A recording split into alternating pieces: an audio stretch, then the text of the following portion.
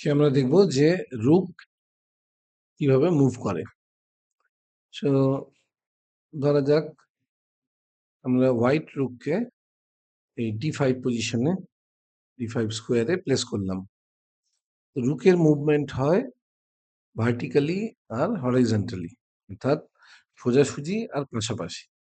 তার মানে এই রুকটা এই D5 যে কোনো স্কোয়ারে যেতে পারে, আর যেহেতু এটা 5th র্যাঙ্কে আছে, র্যাঙ্ক 5-এ আছে, তাহলে এই পাশাপাশি এই যে কোনো স্কোয়ারে যেতে পারে।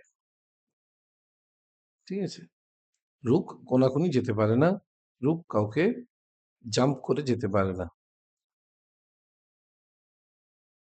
মনে করা যাক অপোনেন্টের ব্ল্যাকের এই পনটি G5 স্কোয়ারে আছে, তাহলে রুক যেহেতু পাশাপাশি যেতে পারে, তাহলে রুক এই পনটিকে ক্যাপচার করতে পারে।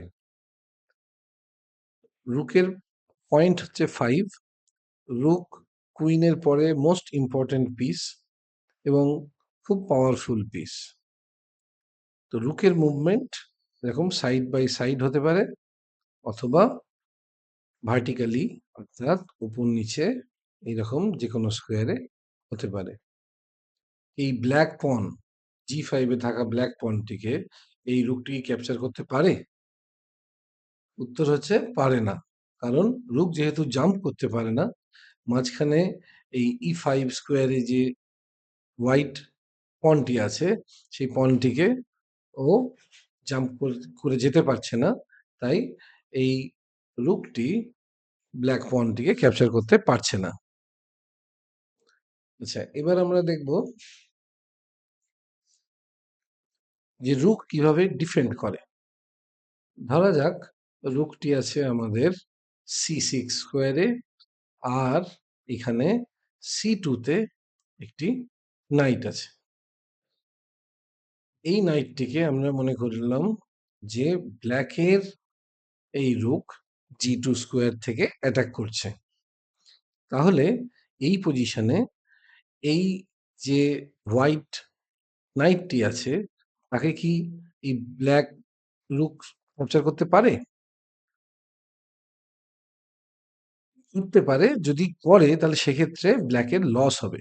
তার কারণ হচ্ছে এই ব্ল্যাক রুক যেহেতু পাশাপাশি যেতে পারে, সাইড বাই সাইড মুভ করতে পারে, তাহলে এই ব্ল্যাক রুক এই নাইটটিকে ক্যাপচার করতে পারে। এবার ক্যাপচার করার পরে এই ব্ল্যাক রুকটি চলে এলো সেই ফাইলে যে ফাইলে অলরেডি এই হোয়াইট রুকটি আছে, অর্থাৎ এই হোয়াইট রুকটি এবার এই ব্ল্যাক রুকটিকে ক্যাপচার করতে পারে। তো এই ধরনের সিচুয়েশনে আমরা বলি যে এই যে রুক, এই যে নাইটটি, এই নাইটটিকে এই রুক ডিফেন্ড করছে। অর্থাৎ কেউ যদি এই নাইটকে অ্যাটাক করে, এই নাইটকে কেউ যদি ক্যাপচার করে ব্ল্যাকের কোনো পিস, তাহলে হোয়াইট রুক তাকে রিক্যাপচার করতে পারবে, করে শোধ নিতে পারবে। এই ধরনের সিচুয়েশনকে বলা হয় ডিফেন্ড করা। অর্থাৎ এখানে হোয়াইট নাইটকে হোয়াইট রুক ডিফেন্ড করছে। এভাবে রুককে আমরা ইউজ করতে পারি। রুকের সবচেয়ে পাওয়ারফুল পজিশন হচ্ছে যখন, যেহেতু দুটি রুক থাকে, যদি দুটি রুক একে অপরের সাথে একই র্যাঙ্কে অথবা একে অপরের সাথে একই ফাইলে থাকে, তাদেরকে বলা হয় কানেক্টেড রুকস। এই দুটো রুক একে অপরকে ডিফেন্ড করছে, সেটা একই ফাইলে থাকলেও হবে, আবার একই র্যাঙ্কে থাকলেও হবে। তো এই ধরনের সিচুয়েশনে এটা সবচেয়ে পাওয়ারফুল।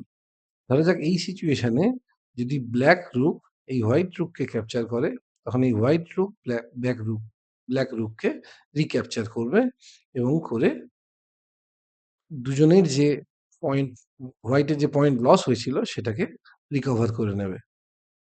এইভাবে রুককে আমরা ইউজ করতে পারি বিভিন্ন সিচুয়েশনে।